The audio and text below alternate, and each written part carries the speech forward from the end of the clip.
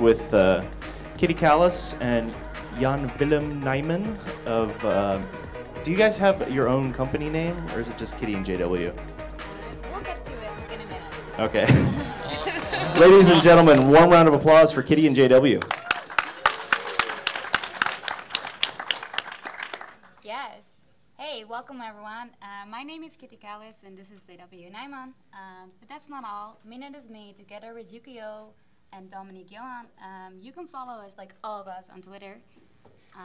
So before we start, I wanted to do a big shout out to Fantastic Arcade and Simuleringsfonds for making this possible. Yeah, shout out to the Dutch government for getting us over here. It's really nice. Has anyone here heard of Minit? Yeah. Oh my. Has anyone played it? Yeah. Impressed. Let's just put on the trailer.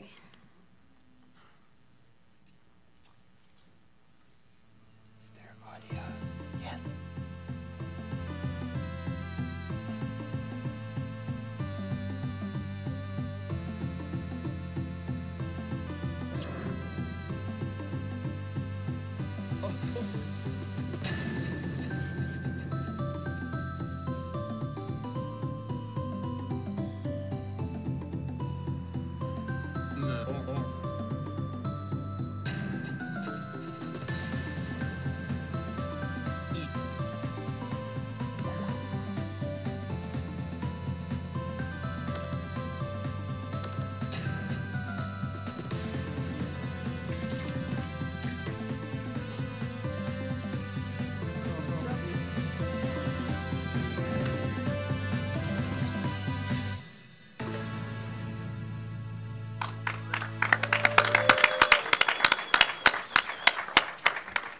So as you saw, Minit is a one-bit adventure where you die every 60 seconds. It released earlier this year on PC, Xbox, PlayStation, but it's also out on Switch like now. But yeah, this just didn't happen all overnight. So let's talk history. Yeah. Back in 2012, there was this Adventure Time game jam at Fantastic Arcade, where we made a game called Adventure Minute together with Danny B. Alright, I'm good. I'm just gonna run it. Yeah, we really love the show and how every episode is a different adventure. Inspired by that, we came up with the concept. It's like no matter what direction you head in, there's always 1 minute of adventure waiting for you. Yeah, so we just kind of love that feeling of every episode being so different. So you know, if you head east in this game, there's crabs to kill on the beach. If you head west, there's other stuff that you can fight the Ice King. We just really love that feeling. So we made this little game. And it was really kind of easy going, right? Yeah, the game jam was really fun. We ate lots of tacos, slept for like 8 hours a day, and somehow we ended up winning a crossbow from Richard Harriet.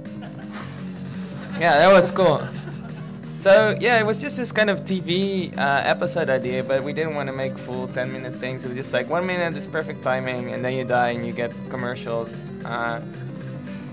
We also made a sea out of bones. Oh no, no. And then you get commercials. So yeah, that was kind of that game. Yeah. It went super well. It was fun. Pendleton Ward played it. Yeah, it was cool. good, but then like things got busy.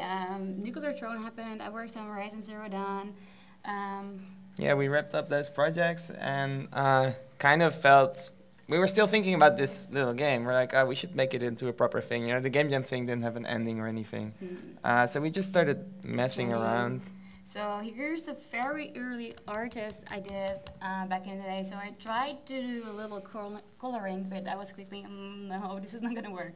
Yeah. So, I mean, you can kind of see that a lot of Minute is already in place. Like, we have the main character. There's a dog, the shopkeeper. Like, a lot of these NPCs are pretty much in the game. And also, like, it's funny, we just noticed this morning, like, preparing the talk, that a lot of this stuff is just kind of came from Adventure Time, right? Like, there's a protagonist who has a dog friend.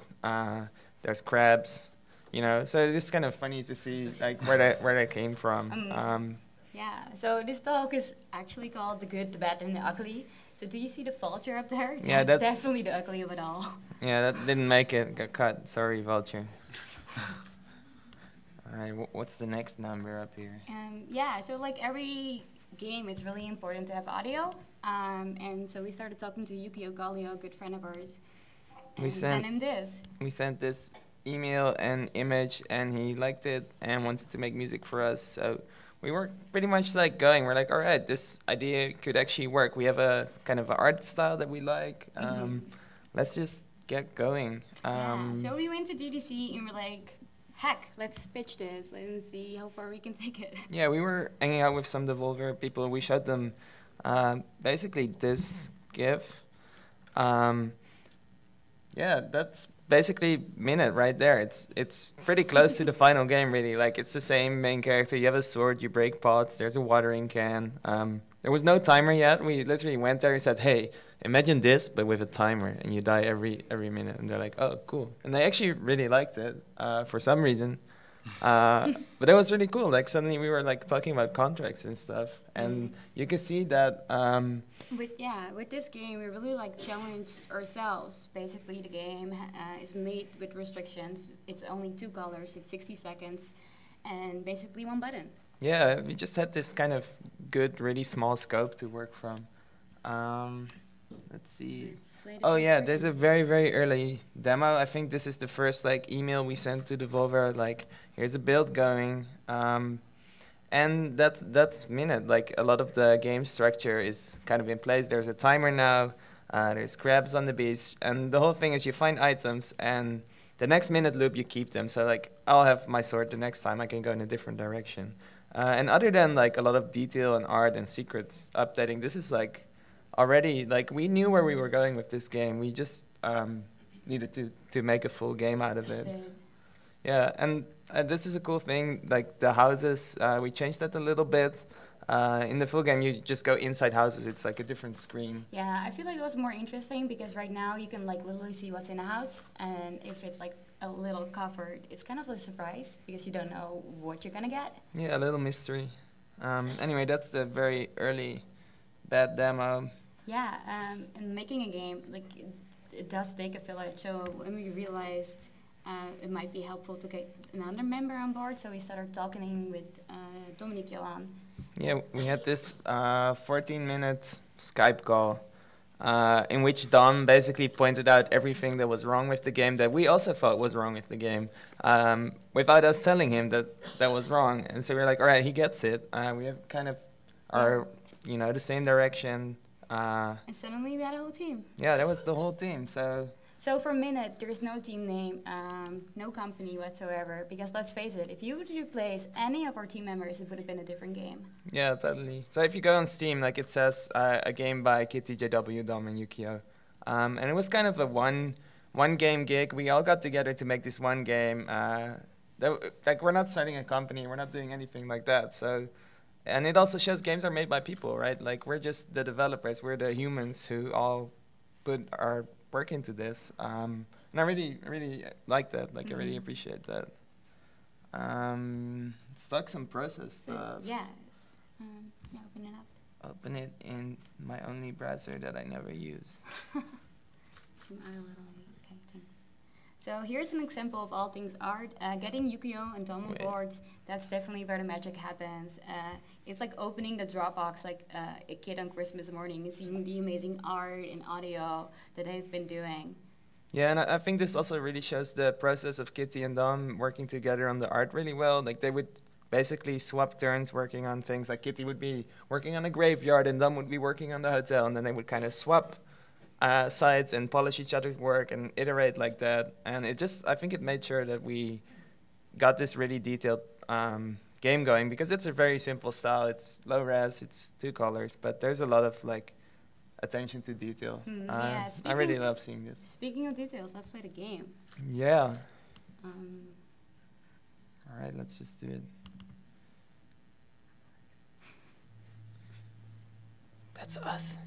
So no worries, no spoilers. We're trying to show, like, we're not gonna like show any puzzle solutions. We're just gonna like play over the game, and if you have any questions, just raise your hand. I'll try to answer them. We're really just gonna run around and cheat and show you things that we think are interesting.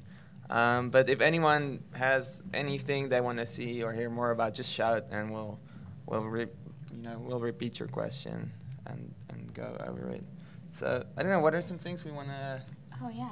we wanna talk about? The mosquito. Yeah, this is Oh, a good yeah. one. So this is kind of like also a personal story. I really hate it when like summer hits and the mosquitoes are coming out, and you can't sleep because this is all you hear. It's like.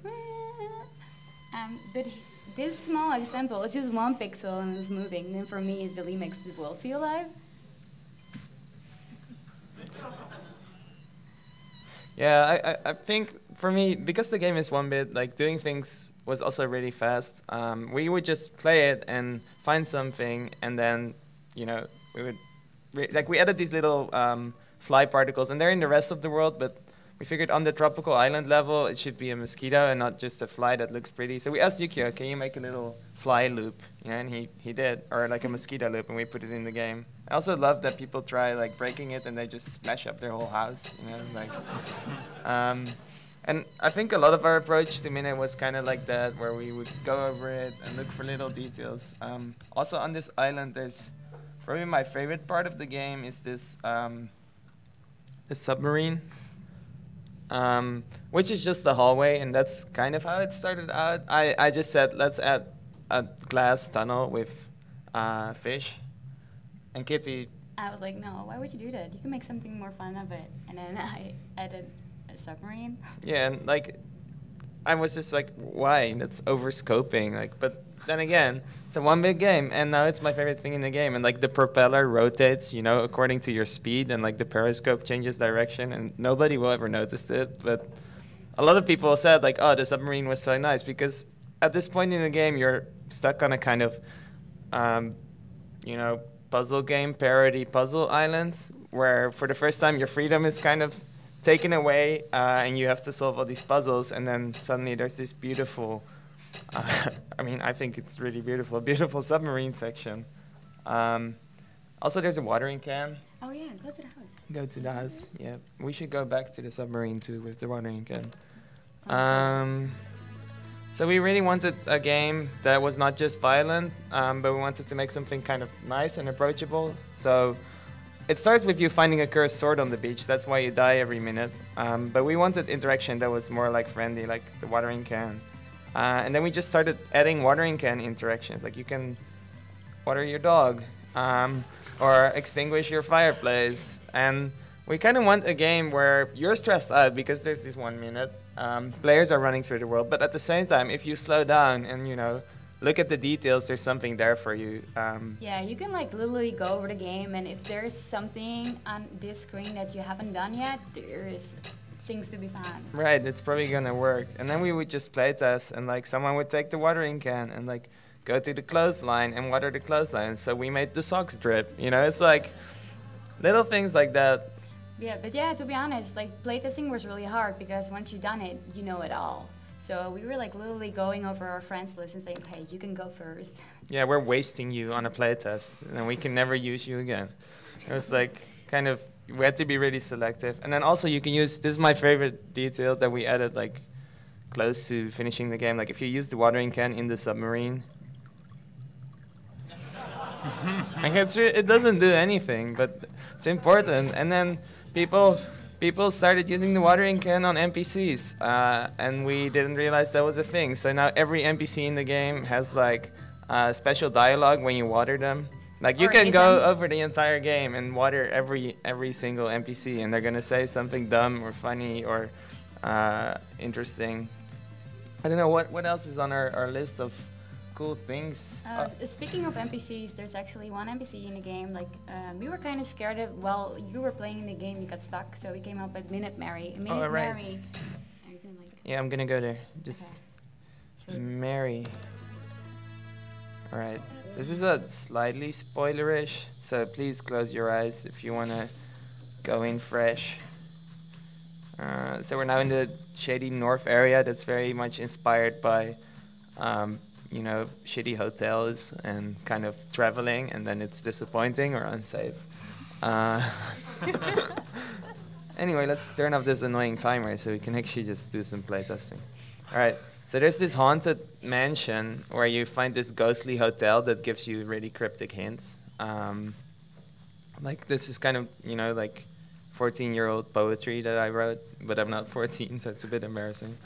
But then there's also Mary, who's also haunting the TV, but Mary doesn't really understand being cryptic, so she just kind of says it how it is. And the other ones are like, those who seek wisdom find habits, all substance is one, life is nothing but time. And then Mary's like, this is the right floor. You're like, oh, cool, thanks, Mary. And then suddenly, all the skeletons in the game are ghosts, and they give you hints, and they help you solve some of the more cryptic puzzles. Yeah, but you can also go on Twitter and just like tweet at her, and then she'll like not gonna spoil it for you, but she'll give you cryptic hints. Right, yeah, you can follow Minit Mary on Twitter, which was kind of our solution for when we, like right when the game was almost done the last few months, we just went over every screen, started adding details, making sure, you know, all the rocks are in the right place, and everything was up to kind of the level of quality we wanted. But at the same time, we started, that's kind of the point in a project where you can think like, is there anything we would have done differently, or what were the mistakes we made? And for me, I was getting really worried that, Minit's not a hard game. Like, everything's made to be beatable in like 40 seconds. So there's always enough time. It's not a reflexy game, it's more of a puzzle game. And most of the puzzles are pretty easy, right? It's just about having 2 really fun hours exploring the world. That's the thing, because it has a timer, suddenly the simplest maze can be like really tricky. Yeah, so we started getting worried that it was maybe a game where people would get stuck, and we didn't really want to lean into the 90s adventure experience. It was kind of like, you know, we don't want people to get frustrated from this game. It should be just a friendly experience. Mm-hmm. And then coming up with the Minit Mary Twitter was a good idea, I think, because it allowed us to kind of be that help desk ourselves. And, you know, people who wanted help from Mary online, they would get hints that were encouraging, that made them feel good, that made them feel like they solved the problem, and not really like, oh, you have to do this, and, you know. So they could still get that reward. And then at the same time in the game, there's now cool ghosts and stuff. And these are the cryptic ones who say all these weird stuff that's still challenging to, you know, find out. And every now and then you bump into Mary, and Mary just says you where the coins are, or tells you where the coins are. Let's see, what else do we got? Oh, the jukebox is also good. That was one of those Dropbox Christmas mornings. Let's see. So, yeah, there was like in an early demo, we put a grumpy NPC in the bar.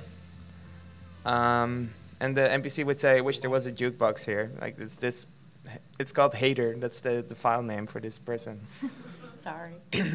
And they just want some, they used to say like, I wish there was a jukebox here. So we added a jukebox to the game, of course.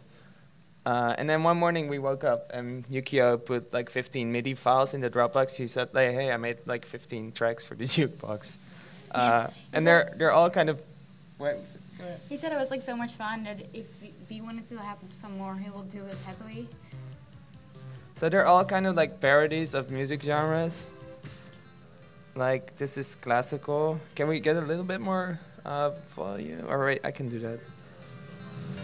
Right, so this is classical music. This is, I think, just heavy metal. This is death metal. This is, I don't know, European pop or something. This is jazz. This one is, I don't know, pop. Regular pop, country. You know, so it was just really fun. And then they're still hating because they want the right track, you know. So we had kind of this.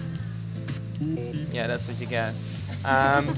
We had kind of this really fun thing. And then we just kept adding details. So if you're outside of the bar, you get like this low pass filter and the bad music is still playing. I also really love how some of the jukebox tracks are longer than a minute, so you can't listen to them in the game because you'll die. But if you buy the OST, there's a B-side that's just jukebox tracks. I think this fish is also kind of interesting.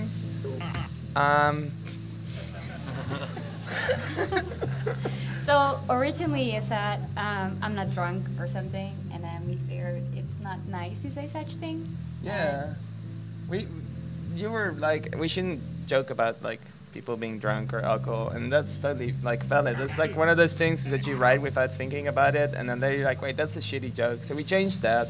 And I think that's interesting to talk about, kind of how you shape your own process and try it. Like with Minit, we just really want to make a game for everybody that is positive in a way. So that's one of those things. Like it used to be the alcoholic fish outside of the bar who falls over, but now it's just the fish who's on the land. And land is the best. And it's funnier and it's better, and I'm really happy that we changed that. Sorry. You can also water the fish. That I kind of like that as a joke. And we were talking about restrictions, and it was the same with the writing, because every NPC in Minit is kind of like one line of dialogue. So we needed to write it really tightly, because that one line is basically, it's their whole personality. It tells you how to do a puzzle or something. It's also like, it should be funny. So there was a really interesting problem actually. So if you water them, they're like, I'm not stranded, I'm okay. And a lot of people were like, oh, I solved the puzzle, I should get rewarded for this. But fish doesn't want to be in the water, just loves it here. Yeah, do we have any other things? Does anyone have things in the game they want to ask about or want to see? I'm seeing some hands. Oh, I'm pretty sure we have a few questions. I'm going to start right down here. Oh yeah, so I think y'all posted an article or interview where you talked about how the development of this game is very kind of sustainable and you didn't, crunch. Can you kind of go into how you manage that with how much stuff is in the game? Yeah, I think Minit for us, both coming from really big, cool projects. So I worked on Nuclear Throne, Kitty worked on Horizon Zero Dawn, Dom is always doing cool, weird VR stuff with Crows, and then Yukio also doing music for so many games. And Minit was kind of for us like, what's the next thing we can learn? And part of that for me is also the development process. And we just wanted to make a game without crunching, without overworking ourselves, without burning out. And Minit was a really positive experience for that. Yeah, we just planned it really well. And whenever we got in a spot where it was like, we have a deadline, we're not gonna make it, we're gonna have to work really hard, we just moved the deadline, which is a luxury position to be in, but a lot of people could do that. And it's so much better than you can delay a game for 2 months, or you can release a game that is shitty and be burnt out for 2 months. It's the same fucking thing, except one feels great and the other feels horrible and is gonna damage you for life. Yeah. So yeah, no. And I think going forward, like if I can, I'm gonna try and make games like that for the rest of my life, because I don't want to fucking burn out again. It sucks. And you know what it is? Sometimes you just wake up and you're not feeling it. And for me, I think it's better to take that day off and start the next day fresh, so you're more excited than like pushing yourself. Yeah, especially as indie developers, like when you can set your own hours, it's so tempting just like, oh, I gotta work super hard. But then you're also always thinking about your work, always doing this stuff. And there's no reason we shouldn't, be good bosses to ourselves and set good examples. Yeah. I think we have a few more questions out here.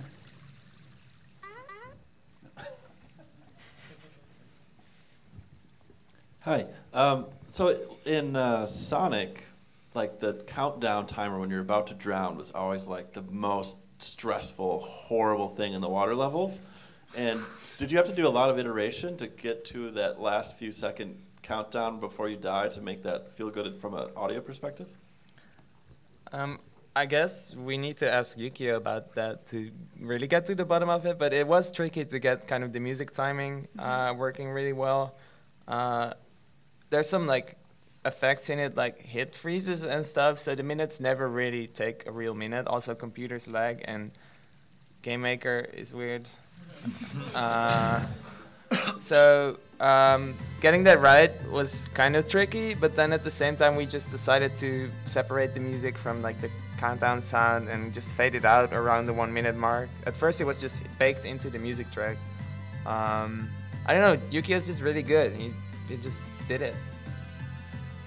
That's a really unsatisfactory answer, but it's true. You gotta get you a Yukio. This is how you solve that problem. Tweet him in. Yukio Kallio on Twitter. Another question. Hey, I'm wondering what didn't end up in the game because it was not the right, like if there were ideas that you had that were like, this would be really cool, but the design wasn't right, or it was too big for what you were doing or something like that? Were there any 2-minute long ideas that were just... Oh, yeah, no, I'm just gonna show this. I hope there's nothing really bad on it. Wait, can we like mute the screen for a second? All right, wait, no, this is my bad rap songs. Died. Wait, no. Dose! All right, wait. So this is, this is our to-do list for a minute. I'm gonna scroll really fast so it's not legible. I think the done part is here. So anything under this line is done. Anything above this line, we still need to finish the game. But we didn't. I mean, and the game is fine, right? So that's how you make games. Games are never done. People are done with the games. Yeah, totally. So there's, I don't know, there's probably stuff on here you shouldn't see. Where's the funny things? Okay, quick question from the Spoilers. audience. Why does the sword not flush? That's spoilers. Fair enough. Is there another question? Oh, we got one down here. Right, I'm gonna go down here first.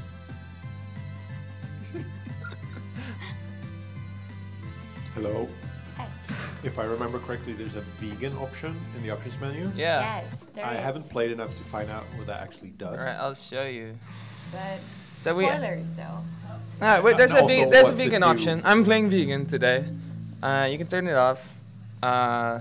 What it does is in the game there's a. Let's see. Let's go to the hotel. There's the shady hotel area. There's the hotel owner. I really like this, by the way. You can like hit the bell. Anyway, once there's a guest in the hotel, if you don't want spoilers, close your eyes. But I'm gonna find the hotel guest right here. All right. So I got a hotel guest, and then the chef comes in to cook for the audience, and that's the chef. If you hit the chef says you don't like veggie burgers. Then if you switch off vegan mode,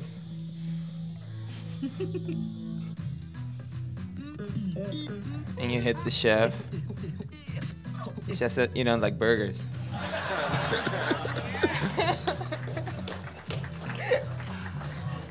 That's it. There's like 42 pages of unfinished features, and that one is in the game. That's perfect. We have a question from the internet. Apologies in advance.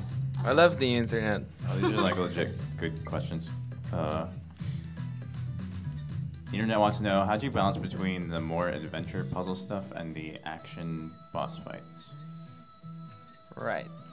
So, I think we just made what kind of... So, it was really challenging actually plotting out the whole world. Like, figuring out... we had some ideas of, like, we wanted a infinite desert area because it's really funny if you can walk forever. But then you die because you time out. Then also... other than that, it was just brainstorming, trying out things. If they were too hard, we made them easier. There's like some challenging fights in the game, but most of them are either optional or more puzzly. I think most combat in the game, you can just run past it unless it's part of a puzzle. And then the final thing in Minit feels really impressive and dangerous and bullet helly, but it's not difficult. You can't really lose.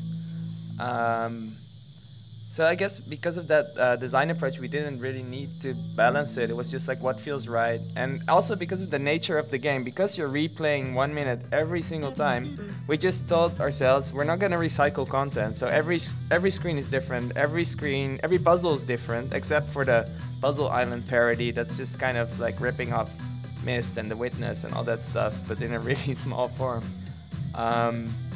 I think we just want a game where every screen is fresh and something new happens. Yeah.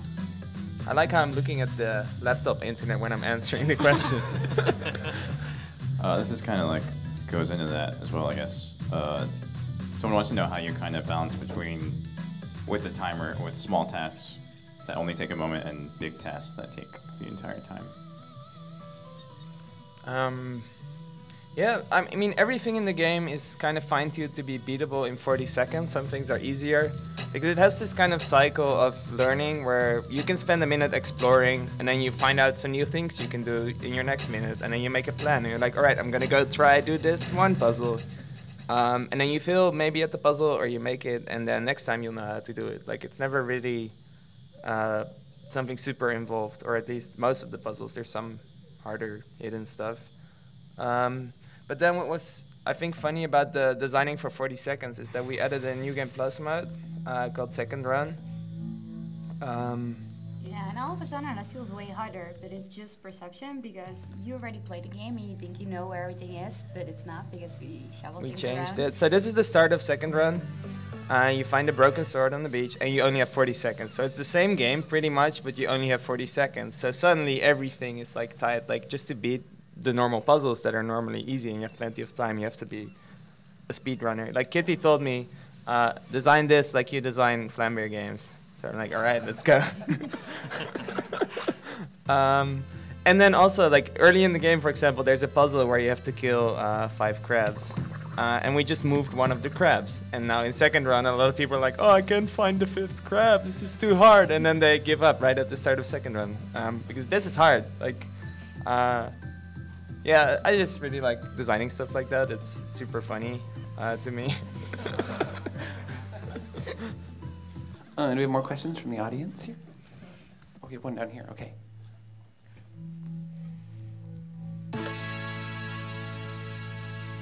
Okay, is this working? All right. Hi.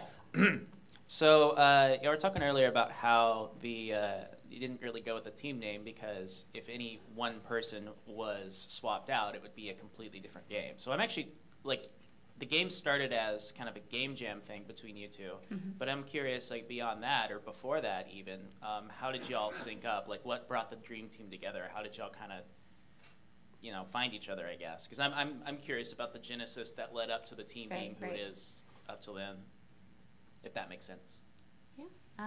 Yeah, totally. Yukio is like a good friend of ours who also like works on Flambeer games. So that's like how you two met. And I think Dom is like someone who we randomly met on a train. We had a long bus ride with him, I think. After a Maze Berlin one year or something, we were all going to Hamburg for some reason. Yes. And we just talked to him for a long time. I was like, hey, this guy's cool. And I guess that's what kind of happens. Like, you just meet people and you like their work, and then years later, you're like, hey, I need someone who could do this, and you think of them. So we're just really lucky. Great, I have an audience question up here. The question's gonna be from Grace, so fucking buckle up. Come on, bring it. So in Sonic, is the character a dolphin, and what's the dolphin's name in Sonic? I can't believe someone asks the forbidden question.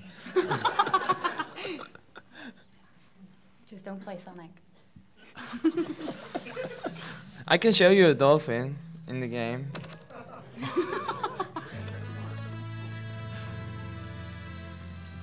This is like the worst joke in the game, and only I enjoy it. See, I'm one person here up front. That's a dolphin.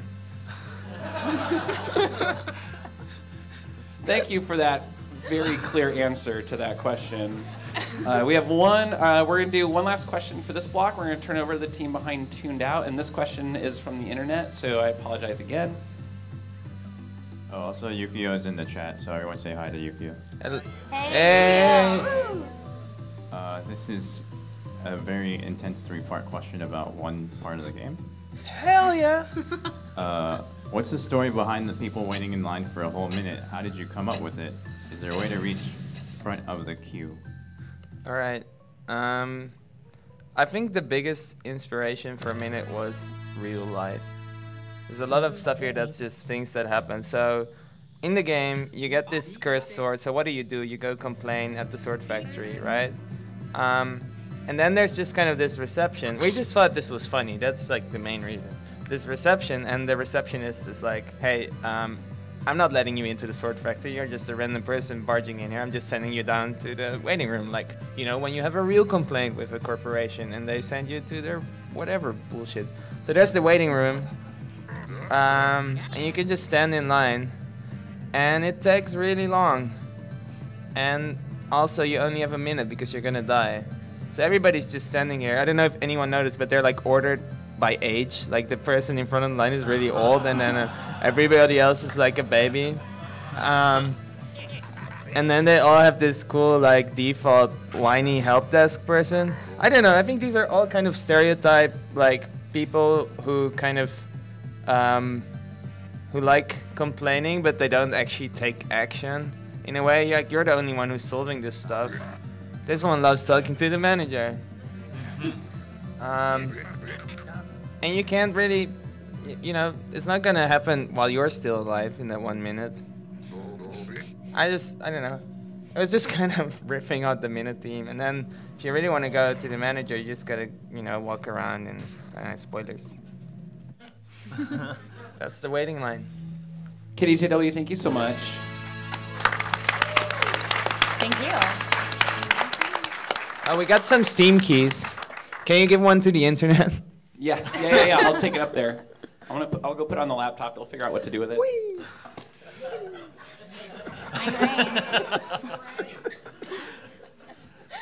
Like a drizzle. All right, we're gonna turn it over to the team behind Tuned Out. I'm gonna grab this audio cable here. Transfer it there. I'm gonna go give this Steam code to the internet. I think I just place it on the keyboard and then it just goes. Yeah. Find me, Sam, what slot should I stuff this into to make it go? Rub it on the screen? Yeah. All right, we did it. All right. You're welcome, internet.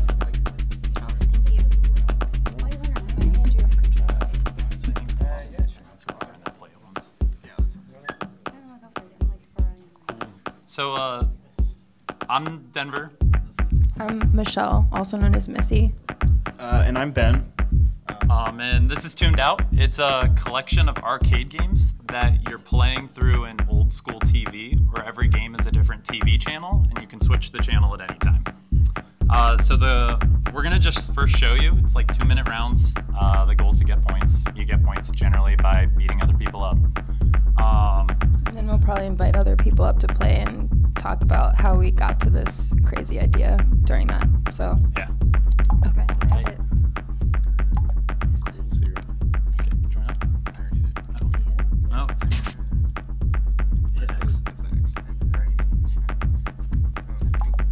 Oh, I'm out. I can play this game.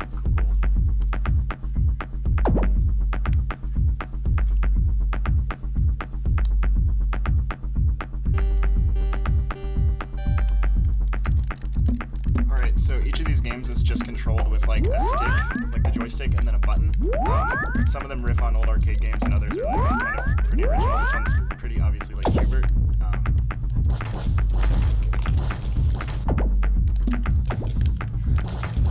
And then you can use the right and left bumpers to switch channels. Yeah, so this is a thing you can pretty much do at any time. On the far right, it shows how many channel switches you have left. And it's kind of just playing on the idea of fighting over the remote.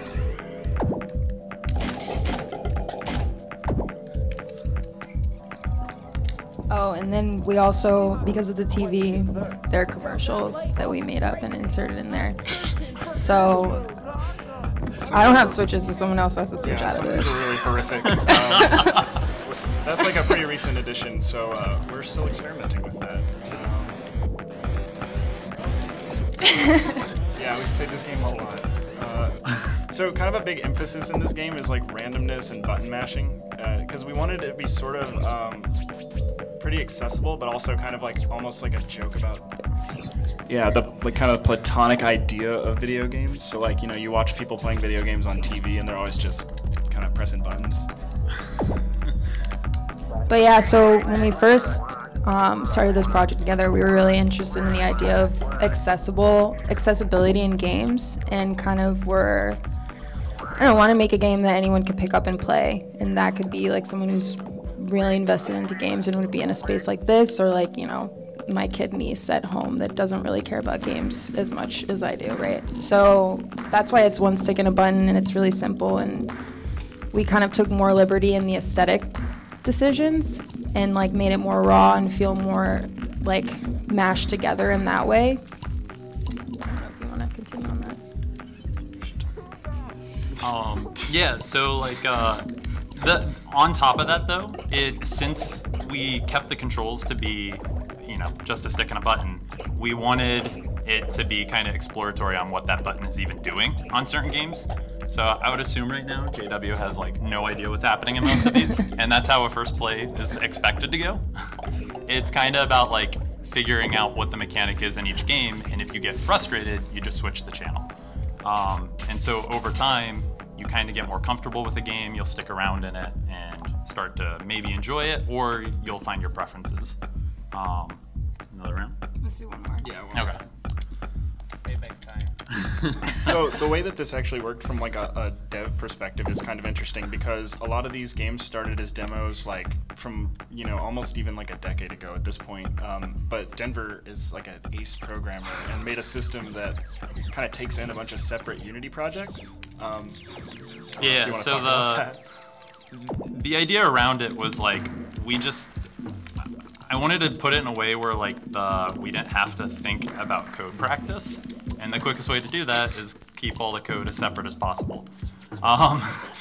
And so like the way it works is there's like one Unity project that all the games import, and that's like the main system, and that like determines like, oh, like just tell me when people die and I'll give people points, and you know, it'll do the TV view and like handle controllers and all that. And then all the games, the games are pure mechanics, and that's it. And whenever you like switch the channel, it's like disabling those Unity scenes and like switching out the physics layers and a ton of other stuff. It's kind of like being part of a cult programming for this game, because Denver made all these weird rules, and I have to try to follow them. Because Unity's rules are real weird. Unity is also a cult. Yeah, let's... And these commercials might be cults. This one's really good. Look at that puppet.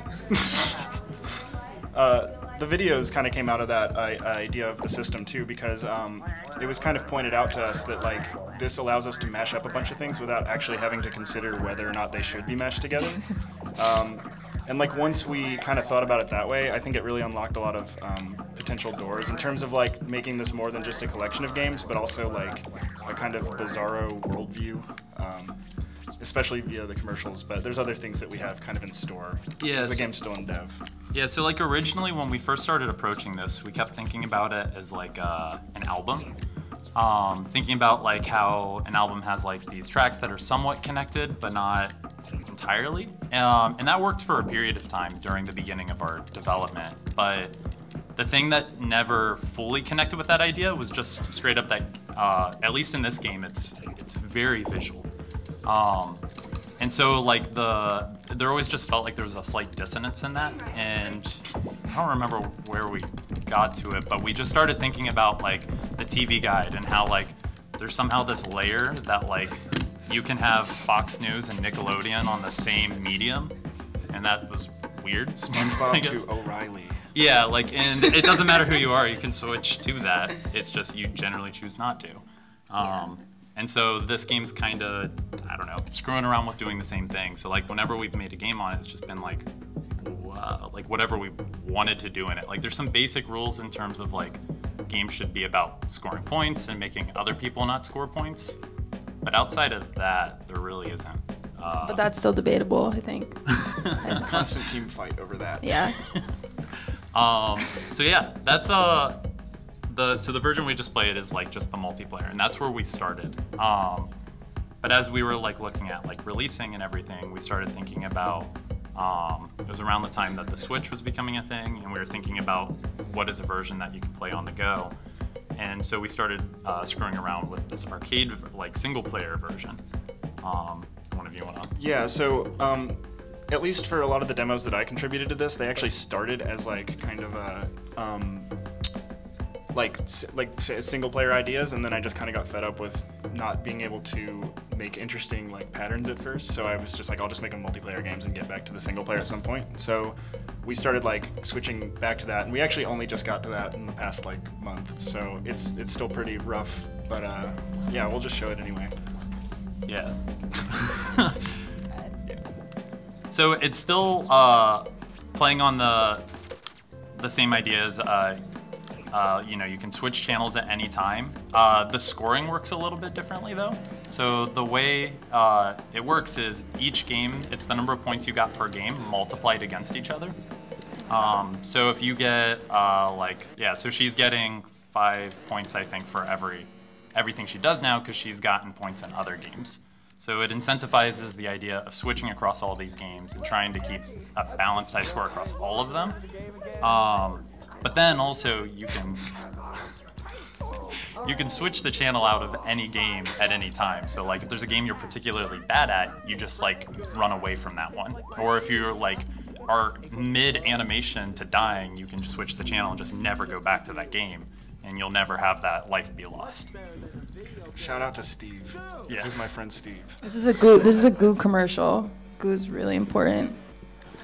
Like. So we're selling it to you in this game, which we probably can't legally do. But yeah, I don't know. I think we should invite other people to come up and play if they want to play. Yep, and then if anyone has any questions, we can take those while. Have we got any volunteers for Tuned Out? Eduardo over there. 4 people. Yeah, get on up. 1 to 4. Yeah. How many do you want at once? 2? We got 4? 1 to 4, whatever. Possible. Yeah, 4 right. want to come up. Go for it. Let's get 2 more. Here, we'll switch the controllers out you're facing. Yeah, get on up there. You guys can, James, go on. Yeah, you can sit. I think it Yeah, can you're reach. welcome. If we can probably make some room for you in the front row, as long as we don't trip some servers. Eduardo, I thought you were already getting up there. If we. Oh, you have a question. Oh, okay. Boring. Sit right there. Seat right We need there. one more player. Thank you. All There right. you go. I just wanted to ask, you know, it seems obviously the idea is to be changing channels and things change, but the audio is pretty constant, which by audio I mean pretty much the music specifically. And I was just wondering if there's a reason for that.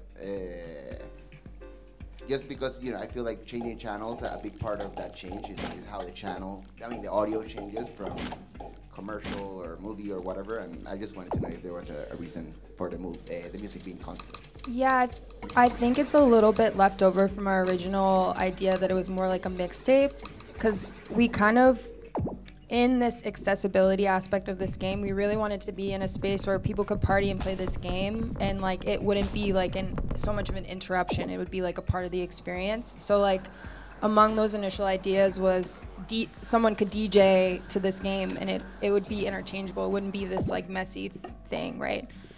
And I think we just like stuck to it. Like narratively, you're right. It makes more sense for it to be more of an abrupt switch, because that's how changing the channel feels. But like it's already pretty abrupt having to manage like 3 other people switching channels on you. So yeah. It's the comforting constant. Yeah, it's like nice. It's like also we were really interested in the idea of like having like a bunch of people give us music, and like it be like this like a lot of people have their hands on this thing. It's like many people, so it'd be a lot harder to do that if it was like each channel had its own like weird vibe. Yeah. Another thing that is happening is underneath each game there is like a soundscape. So like each game also has like a constant ambient sound to it. So like in the final version, I would imagine that you could swap, like just disable the audio and listen to just purely per game, like what that is. So yeah. We have another question. Hi. I was wondering, one of the things that's a little disconcerting, and it has been a bit hard watching, is that the perspective in each game moves around in addition to the channels changing. Was there a reason for that? Or... Like as in your location? Well, no, in terms of like the actual focus on the screen, it like spins and moves in addition to the channels switching each time. I don't know, it just is seriously making me super motion sick, and I wondered if there was a reason for it. Oh, with the, Did you play okay, the test camera this on a movement. giant movie theater screen? Not yet. Right now. This is the playtest. This is the playtest. Yeah. That's not true. You won Starcade first year. Accessibility. Yeah. Yeah. It's the second time I've ever won. So, You win nothing.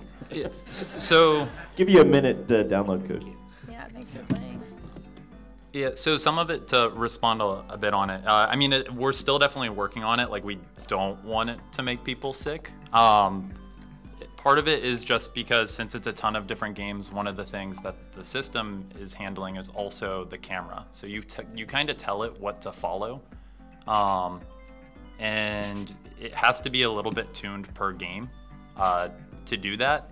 But so like I think that's like one of the constant things in this game is like balancing what does the system handle versus what does the per game handle. And we try and open that up. Yeah, it's kind of a big design process. Like, in order to figure out how to make it so that the games like play well individually, but then also off of each other. And because of the way that the system works, it's like kind of like a weird two-step process. So I think like we're kind of always constantly going back to these games and like adjusting values and everything. So yeah, some of them are definitely like crazy with the camera follow and jitter settings. We have another question here from Tyreek. Yeah, hey, I actually have a couple questions, but I guess I'll go with the one I think is more interesting. You mentioned that you were like that mechanical simplicity is important to you, and for the sake of like making people who are maybe unfamiliar with games and that sort of thing feel more invited.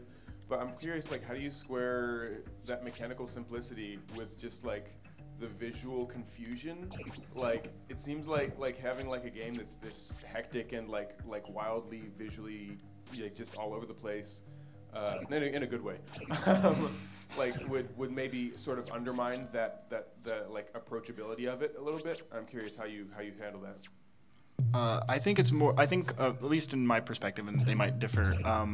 It's more about making the exploration part of it the simple thing. So it's the only controls you're ever going to have to deal with is the stick and the button, and then the right and left bumper. But that's like just to Switch games. So like, I think it's at least for me, it's like fine if they don't entirely understand what's going on, like the player. But as long as they feel like they can do something and like kind of start to learn it, that's the important thing. Yeah.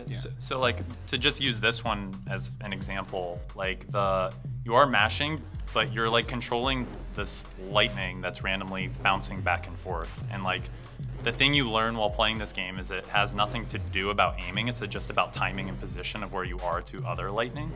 And it's something that you kind of explore over time, but it doesn't change the fact that you get a lot of, like this game, you do get a lot of accidental points where like you do feel like you're accomplishing objectives, and you are. It's just as you're going, those accidents end up teaching you how to play the game. And if you do have trouble with one, usually, like, because each of these games are very spread in mechanics, usually most people find one or two that they latch onto, and they'll kind of stick to those for a while. Also, on top of that, just because I like make my friends play this and they don't play games normally, I find that like a lot of people that don't play think games are hectic anyway. And so I think that it actually just evens the playing field. So it's like everyone thinks this is hectic. You're not exempt because you're really good at games or like you spent most of your life playing them. So I think that kind of like actually adds a layer of like do you want to take it? Of like, okay, like now everyone can play and no one can feel dumb or like feel like they're not good at something because everyone's like, oh my God, what's going on? This is crazy. Yeah, it levels the playing field. Yeah. That's definitely something that we've seen a lot over the years at Fantastic Arcade is that things that just seem like totally off the wall chaotic, a lot of times the heat is sort of down on you as an individual to like be good at video game. Do we have another question over here from Sam or the internet? It's me, Sam, not the internet. I wanted to ask y'all if you ever considered selling the things that are in the commercials as like actual products with the game or something. That would be really cool. I mean, that's still totally on the table. The commercials are like the newest thing, so we're still figuring that out. Yeah, we're like accepting feedback on commercials right now. yeah, we kind of just had someone like throw stuff together for us and like sell things like goo and like happiness. So, and like kind of are working with an idea of like doing this weird narrative that builds together, and as you're playing the game, like it's clear that it's a weird dystopian commentary on something, but still shopping. I would love to sell stuff that's real. I'd like to buy some goo. Yeah, right? See a show of hands. Who wants to buy some goo? Yeah. Wow. I think you guys have a. I think have that's a hit. definitive. And now you all have questions because you all just raised your hands. How much is the goo? $9.99. You knew that too quickly. We got a guy. Cool. Looks like we're pretty close to next winner. Oh, we got another question up here. Hey, you're gonna make me walk, aren't you? That's okay. I need it. I've been drinking a lot of beer at this thing. So you've made it clear that you can kind of change channels at any time. I'm sort of wondering if that was something that you had initially just thought was a good idea and rolled with it, or whether that was something you were sort of trying to design against at first and find a different way to balance it, and kind of how you came to that decision to just let it be. So it kind of came out of a previous prototype I'd been messing with. Originally, we had all these games where you could kind of just play it for a round, and then you go to a different game and play it for a round. And it was much more separate. And a previous prototype I had done was about like every 20 seconds, the rules would automatically change. So it was still the same graphics and everything, but it would be like, oh, you're collecting red coins right now, or gold coins. And then it'd be like, oh, now you can kill other players. And I was thinking about like ways that I could continue doing that. And then, I don't know, we were working on this at that time, and I was like, oh, like we could just do that with all these games. Like games are, like for this, like it's a ton of different sets of rules, and I can just have people change the rules at any time. So that's where it started, and then like kind of the aesthetic around the TV kind of filled in afterwards, because we didn't have, like I think that was probably the thing we struggled the longest with, is how to frame it. Yeah, frame this. I think also, like, I don't know if we actually expected that it would work as well as it does, like, in terms of just, like, the strategy and experience of playing the game, because, like, you know, we thought it would just be, like, convenient, but then it ended up being this thing where it's like, oh, like, I can really control things as long as I can control which game we're playing, and then you can use it to, like, mess with people and spam, and it just ended up being, like, a really rich thing. Oh, no. You don't have the ability to switch right now. Yeah, so when this is the best thing that happens. Yeah, when you're out of remotes. No one can change the channel.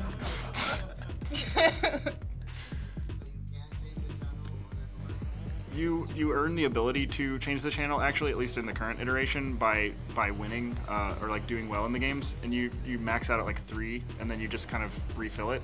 We just haven't had a situation yet, I guess, until that commercial where that happened. Yeah. So it's kind of like you know. What do you guys think? Should it be unlimited? Yeah? No? I just like being stuck on the commercial. Yeah.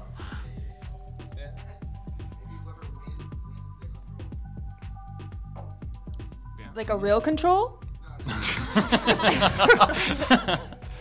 Because that'd be cool too. Oh, yeah. Oh. Yeah, like you get all 3 back. Good ideas, guys. Do y'all want some more volunteer players? Or yeah, that'd be great. Absolutely. Yeah, does anyone else want to play? 4 Up people here, want to give it a Tyreek, try. let's get you up. Can we get 3 more players? Yeah, come on up, Kat. Yeah. Come on down. Yeah, you can just take a controller, take a seat, I guess. Yeah, if there's not. We have any more questions? So was this, I may have been tuned out at the beginning when you guys were talking about the origin of this project. This was a school project, right, initially? Yeah, so this started as our thesis at NYU. So we worked over the course of 2 semesters on this project, but a number of the games we had done as prototypes like years beforehand. So like there's a game in here called Black Hole that we had a previous version of called Black Hole Party, and kind of explored that. One of the things like kind of I think that we all found is like we wanted to make a lot of games as our thesis. Yeah, they were like, make a game for your thesis, and then we were like, but we want to make a lot of games for our thesis, so. Bang for buck. And then School is expensive. Yeah. Yeah. So then we joined forces. Yep, and then we've been working on it. A little more part-time. Yeah. Like since then. Yeah, so we've had a number of other projects we do while also still working on this. And I want to be sure I understood you correctly. These aren't organized just as separate scenes in Unity. These are actually separate Unity projects? Yeah, so there's like pretty much I like wrote some scripts that like that take all the data that's in like the editor settings and all that and stores that. And then when a game starts, I load up all of that game's settings into Unity, and then I just go through and I disable all of the scene's objects. That creates a lot of hecticness though, because like Unity wants you to use all their functions and on enable and all this stuff. So I had to like kind of override most of Unity's like methods. Like if you want to use a particle system, we have our own and that kind of stuff. But like once it was like working, it's pretty straightforward to like add a new game. Like a couple of these, like one or two of these games, like I don't know, we've spent like a game itself can be like 8 scripts because there's like 100 scripts behind the scene that the system does for it. So that like, you know, like this one I think is maybe like, there's pretty much the player script and then like tiles and that's it. Because it doesn't need to do controls. Yeah, most of these are just like 3 scripts. It's pretty great. Yeah. One of the other things, I don't, Overscope hit us not getting to this, but we've toyed with the idea of like after releasing, like opening it up to just have more games be added, like whether that's us or other people. I don't know if anyone wants Join to the be, cult. yeah, if anyone wants to be indoctrinated. Could be a really cool basis for like a game jam or something to have people make stuff. For it. Do we have any more questions from the audience? All right. You're playing. You're gonna ask a question while you're playing. Some next level shit. Is there a way to change the names from just or like is that just who you are? Oh, that's gonna change. Okay. Yeah, it's yeah. It kind of like right now it's like that, but it used to say player 1 and like player 2, but then we were like, oh, it's arcade games. You put in 3 letters, and we're like, well, everyone puts AAA and moves on with their life. and it had Denver's voice going player 1, player 2. So we switched it, but I mean, it's a team of 3, so we have to like argue and discuss and figure out whose idea is better. Yeah, everything is intense litigation. Yeah. In our development department. Which is great. Let's just make it to where like one of the different names is different schemes. So you have AAA and then player 2. Oh yeah. This little hat, little picture. We have another question here. Is there any mini game in this that you're the most proud of, or is your favorite? I'm sure we all have different favorites or something. Yeah, so maybe individually we all do, because like a lot of these start as one of us had an idea and then we all support building that out.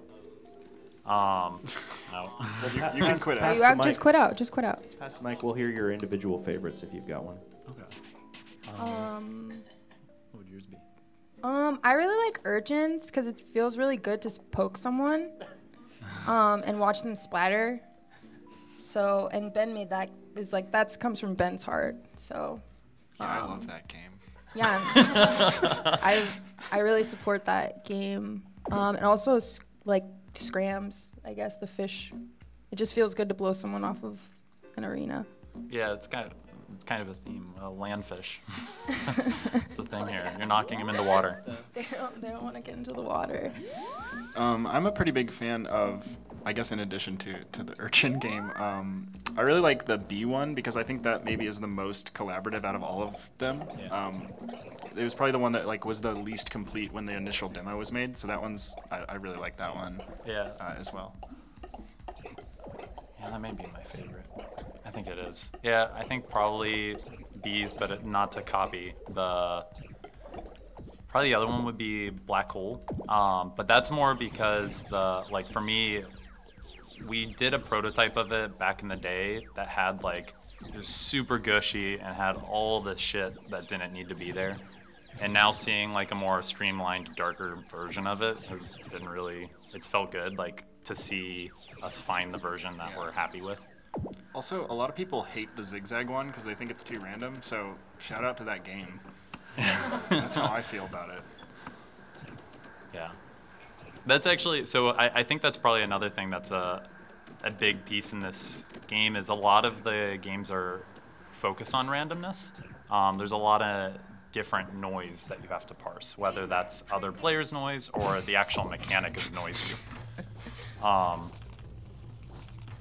Also, all the games are, a lot of this stuff is stuff I scanned in a scanner and cut out, literally. I think those are garbage bags that I crushed up to make look like meteors, and I scanned a lot of sandpaper for sand and And all the bees cellophane. All the bees are like clay too. Yeah, that you made, right? yeah.